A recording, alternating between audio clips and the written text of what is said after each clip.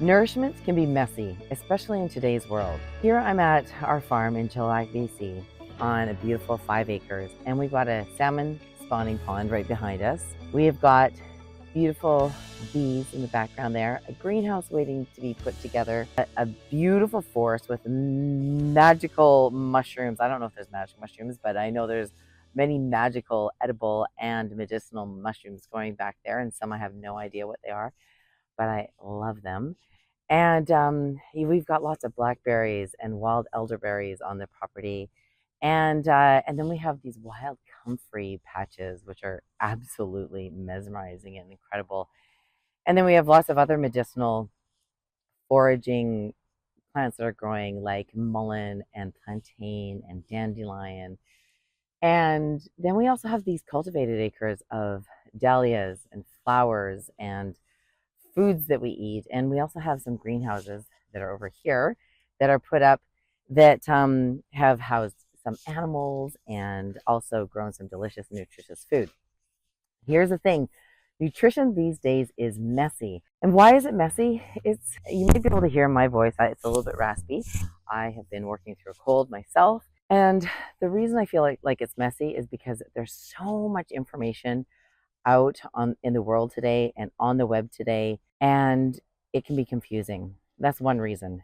Another reason is we have grown intrinsically to rely on outside information for what we need to be healthy. So rather than listening to our own inner wisdom, we rely heavily on doctors and books and speakers and gurus and enlightened people about what we need to do to nourish ourselves physically, mentally, emotionally, and spiritually. And here's the thing. This is not medical advice, and I'm not saying don't go to your doctor, because the doctors are very important, and our medical systems in all around the world serve a very profound purpose for healing. And at the same time, we have leaned away from listening to and tapping into that inner wisdom, that listening and tapping into that soil within our own ethos.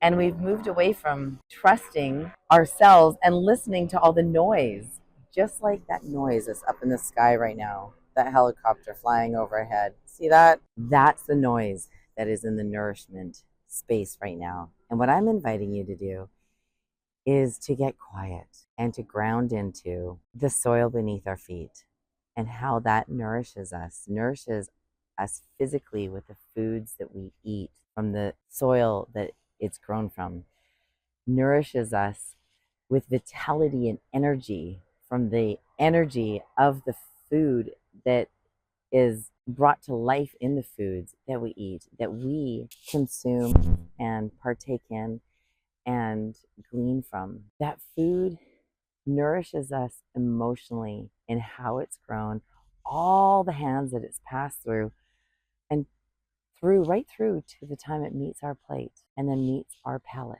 That food nourishes us spiritually in how it's grown and the intentions that it's grown with.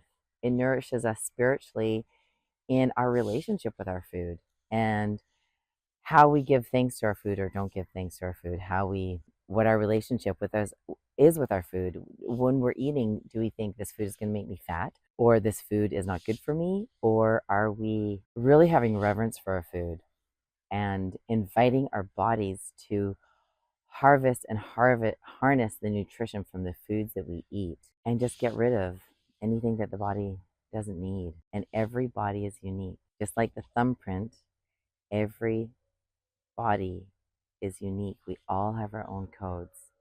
We all have our own wiring. So nutrition isn't a one size fits all. Nutrition is a journey, and nourishment is a journey. And how we take care of our soil and how we nourish our soil, the health that we put into our soil, not just all the microbes and the composting and the cover cropping and all that good stuff, but also the energy that we show up with intuitively and intentionally in our farming and gardening impacts the foods that we grow. It can be so subtle, and yet it has impact. Just like you can feel when a person is angry when you walk in the room, or if you're walking into a really good party with really good energy, you can feel it, right? Even though we can't measure it with the naked eye, the food that we grow and the soil that we're working with has energy that moves through it as well. So we are not only getting nourishment from the foods that we eat physically, like our vitamin A, B, C, D, and all the minerals and all the proteins, amino acids, and carbohydrates, but also getting nourishment spiritually, emotionally, and mentally from the foods that we eat.